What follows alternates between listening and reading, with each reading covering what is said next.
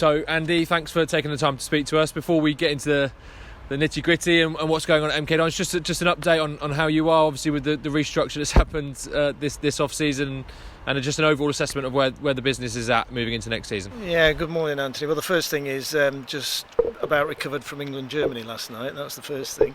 Well, it's been a very difficult year, a very strange year. We were just talking a moment ago, actually. We've got our first exhibition in the arena, the first exhibition since March 2020. So it's been very strange, it's been very difficult, but we've survived. I think any business that survived the last 15 months is probably in a better position than a lot of people. And now we're kind of entering into an exciting period. We've had the restructure within the football. Andy Cullen has obviously left to join Portsmouth, and Jackie Cullen is leaving as well, someone you and I work very closely with as head of marketing. But as the chairman said the other day, with every change comes opportunity. And I think with the new structure and new people getting new responsibilities, there's a real buzz about the place, actually. And I think everyone's looking forward to exhibitions coming back, football season restarting, and fans being back in the stadium. Absolutely. And just a quick one on yourself. Obviously, you've been here for a few years now. Usually when we do these sorts of interviews, it was Andy Cullen that we'd be speaking to, but obviously this kind of fits under your remit now. So for the supporters that maybe haven't had a chance to hear from you before or get to meet you at match day, can you give a bit of a summary of your journey and what you've been doing here at MK Dons over the last few years? Yeah, so I've been here 3.5 years now, and I joined from the Ricoh Arena, where I was in charge of the stadium operations and sales and marketing for that venue, and it was a very similar setup. Was rugby, hotel, exhibition hall, almost exactly the same sort of setup. So I came from there. Pete gave me an opportunity here at Stadium MK, which I'll be forever grateful for, and it's grown a bit really, because initially I came in to look after the arena on its own and drive that exhibition and conference business. Slowly worm my way into other parts of the organisation. Now involved in conferences and events in the hotel as well, and then got this opportunity with the football club, looking after the commercial side, the box office, the commercial team, and the club shop as well. And I have to say, I'm absolutely thoroughly enjoying that. And I did a sports administration degree an awful long time ago, so it's kind of all come a bit full circle, and I'm really enjoying being part of the football club. And obviously it's been a unique time to be part of the football club with no fans back in football stadiums. Can you give us a bit of an update on, I know we're still probably waiting on government guidance here, but the update on what it's looking like for next season, and what are the club's hopes for that first game, August the 14th, when we play here against Sunderland? Yeah, August the 14th against England. I'm also quite focused on July the 28th against Tottenham Hotspur. So with both teams, or both clubs, committed to bringing their first team, I think that could be a really interesting day. At the moment, our capacity is 8,000 people, so that means that every season ticket holder will be able to come to the Tottenham game. At this stage, we don't know what that means for general sale of tickets, or away fans for that matter, and Tottenham are asking us about that on a pretty regular basis. We will find that out on July the 12th, albeit at 5 p.m, so let's be realistic, July the 13th, which will give us 15 days to work out how many people were allowed in the stadium. Will there be any restrictions, COVID-related restrictions? Will there be away fans allowed at all? So we will be working pretty hard on the morning of July the 13th, I think, to get that organised. But I'm delighted with the season ticket sales. First of all, I think we have to give a nod to the people that decided to leave their money with the club last season, which was absolutely phenomenal and did help us get through, as I say, the most extraordinary of years. But we've surpassed that number in terms of new season ticket sales for the coming season. We're approaching the 2019-20 season numbers, so we're going to surpass that in a minute, and we've set Una and the team in the box office a little stretch target beyond that. So I can only say thank you to all the fans that left their money with the club last season and have supported us by buying season tickets for the coming season. All season ticket holders will be, oh gosh, I need to be careful here, don't I? As it stands, all season ticket holders will be able to come to that first game, the Spurs game, and B, the game against Sunderland on August the 14th. And I sincerely hope that the announcement on the 12th of July means that we'll be able to sell general tickets beyond that for casual supporters. Absolutely. You brought up the Spurs game, so I'll stick on that. Obviously, you mentioned that limited capacity. I think there was some eyebrows raised to some extent about the ticket pricing for that game. I think for a pre-season friendly, but did that play into it, the fact that there's potentially going to be a limited capacity here? Well, absolutely. Right now, the most that we could have is 8,000. So, and we've had to apply for an extension to or an increase in our safety certificate to get to the 8,000. For the UK strongest man, which we had a few weeks ago in the stadium, the capacity was 4,000 per day, and we could have sold more tickets to that event, but we had to cap it at 4,000 at that stage. And we work with Milton Keynes Council, Public Health England, the Department of Culture, Media and Sport, and these things are taken really, really seriously.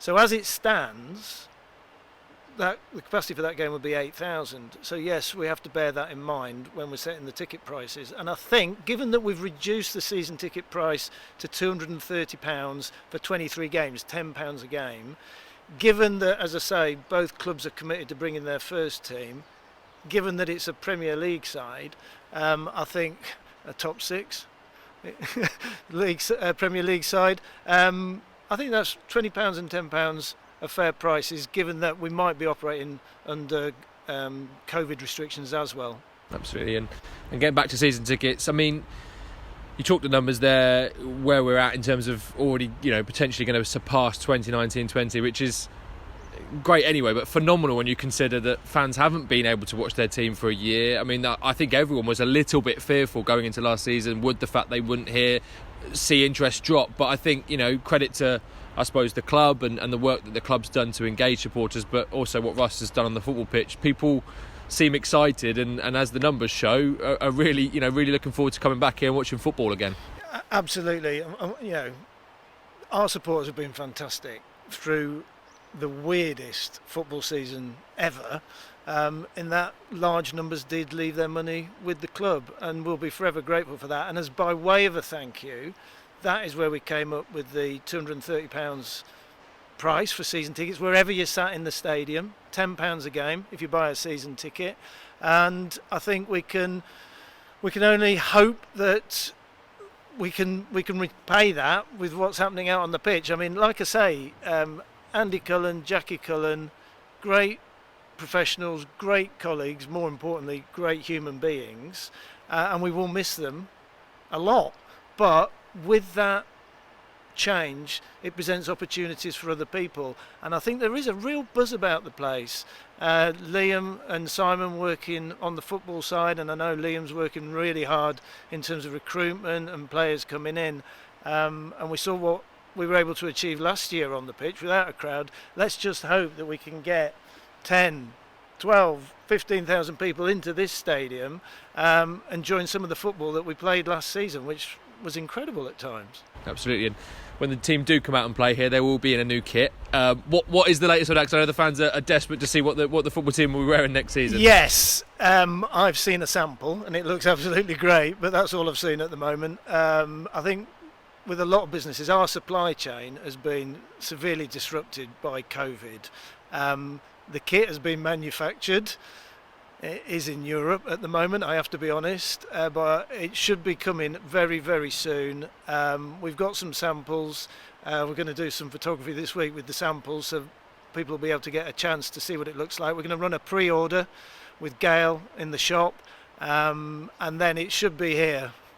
Gosh, perhaps don't want to put a date on it, in the very near future. Absolutely, but still excited with it being on its way. And before we kind of get on to the wider business, final thing on the football, I think a big thing this club has shown through this COVID period is how important engagement is with supporters. The forums we did, you sat on a number of those, virtually obviously last season. That is going to be a key part of it moving forward, isn't it? And obviously in your role, keeping that relationship with the supporters groups that we've got, the fantastic supporters that we've got that want to do so much with us, that's going to be, I imagine that's going to be a key part of your role and part of the key part of the football club moving forward. Yeah, so Andy Cullen did an amazing job setting those up, whether they were the working parties or the fans forums. And you're right, we were running through them this morning, weren't we? We actually did quite a number last year with different supporter groups and hospitality groups as well. Yes, so I'll be managing those going forward with your help. please. Thank you very much. And we will be. It's really, really important that we get the feedback from fans.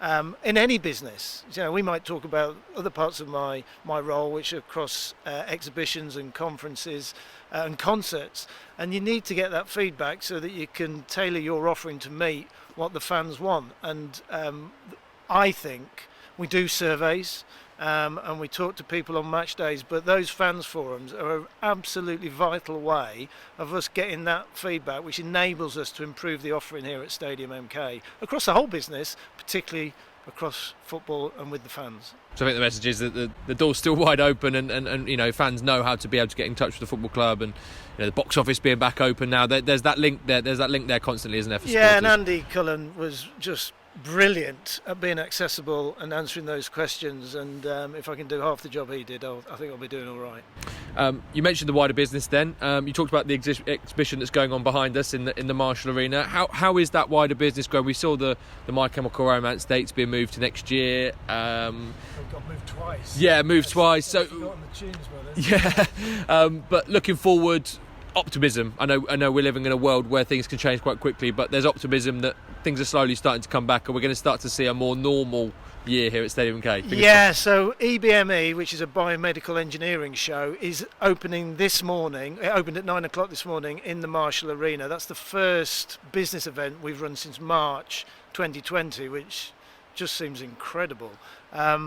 But yes, the exhibitions, the conferences are starting to come back. The Marshall Arena is returned. We've been really, really lucky in the events we were able to put on with Matchroom Sport, and we've had 38 events with Matchroom Sport during the lockdown. So we've done a lot better than most. We've been luckier than most. But now seeing a trade exhibition back in the Marshall Arena does feel a little bit like normality. A Premier League team coming here, fans in the stadium, that will be another step back towards normality. We had the strongest man in here with 4,000 people. That seemed a little bit another step towards normality. So I think things are starting to return.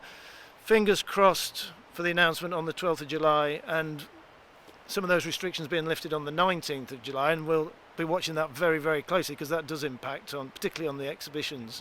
So we'll be watching that very, very closely. But yeah, genuinely, there does seem to be, you'll feel it and Callum will feel it, there's a real buzz around the place at the moment as things start to open up. The chairman's walking the corridors this morning and sticking his heads in people's offices, and that again is another step towards normality. So fingers crossed for the 19th of July. Absolutely, and what it would mean for the football club to see, like you said, every season ticket holder, as we stand sitting here on the 14th of August, the Spurs game particularly, but everyone, that first league game back to normal would feel incredible. Do you know wouldn't what? Season ticket holders, casual season ticket purchasers, and 6,000 Sunderland fans sitting over there. That's what I would like to see from a commercial perspective. Last time they came, they brought 6,000 fans. Can you imagine that?